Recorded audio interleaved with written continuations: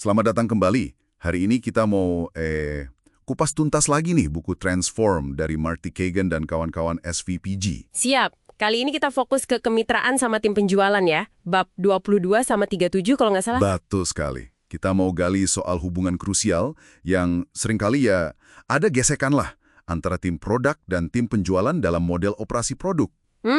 Bener. Area yang cukup sensitif memang. Anda pasti tahu kan, sering ada friksi di sini.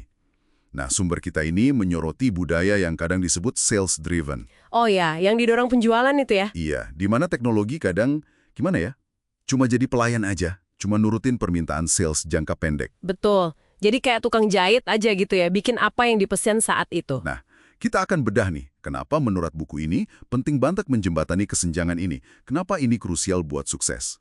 Oke, kita mulai ya. Mau nggak? Gesekan klasiknya kan sering gini. Tim sales merasa, wah tim produk ini nggak ngerti deh kondisi lapangan, nggak ngerti apa maunya pelanggan sebenarnya. Menurut buku ini, kenapa sih ini sering banget kejadian di model operasi yang katakanlah lama? Ya, buku ini khususnya di bab 22 itu menyoroti perbedaan mendasar banget. Jadi, di model lama, sales itu posisinya seringkali ya cuma ngumpulin persyaratan. Kayak daftar belanjaan gitu ya? Ya persis, daftar keinginan dari calon pelanggan, terus ya udah diserahin gitu aja ke tim produk.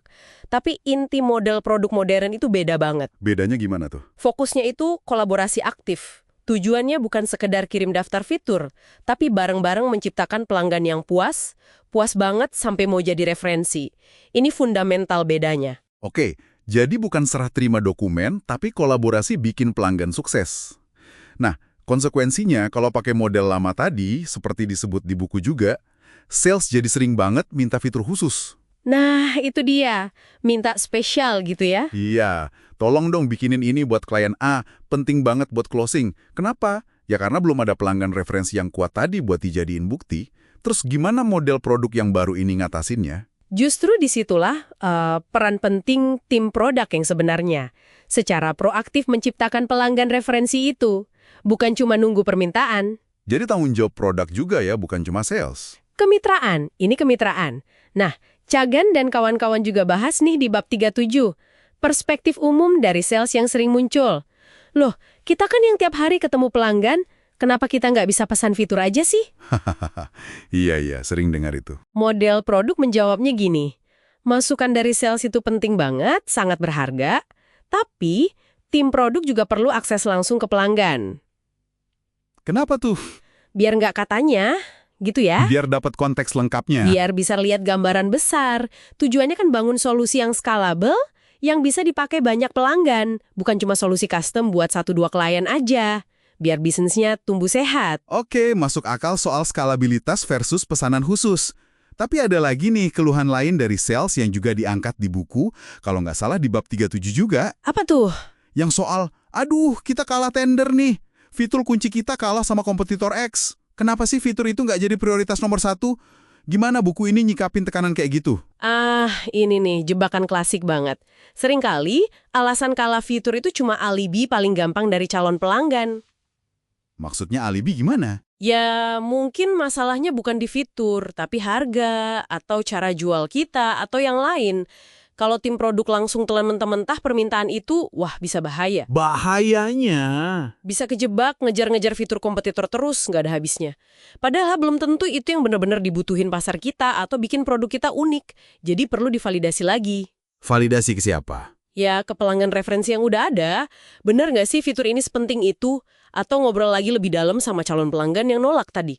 Kalaupun memang beneran ada gap fitur yang signifikan, buku ini nyaranin jangan panik. Terus gimana? Kolaborasi lagi. Kali ini antara produk sama pemasaran produk.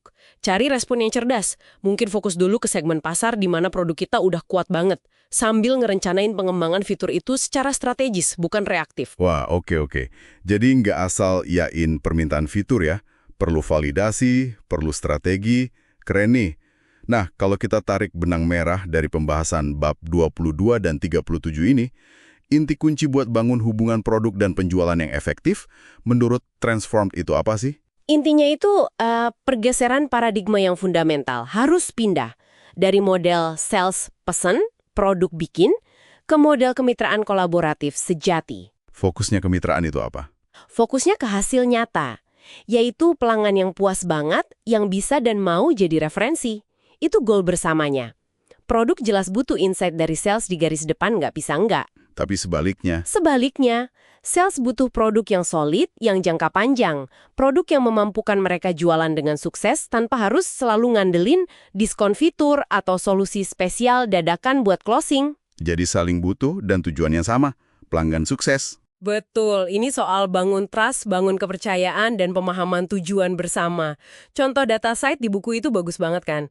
Kepala penjualannya malah jadi pendukung kuat model baru ini setelah dia lihat sendiri dinamikanya. Kuncinya di situ, trust dan tujuan bersama. Oke, jelas banget.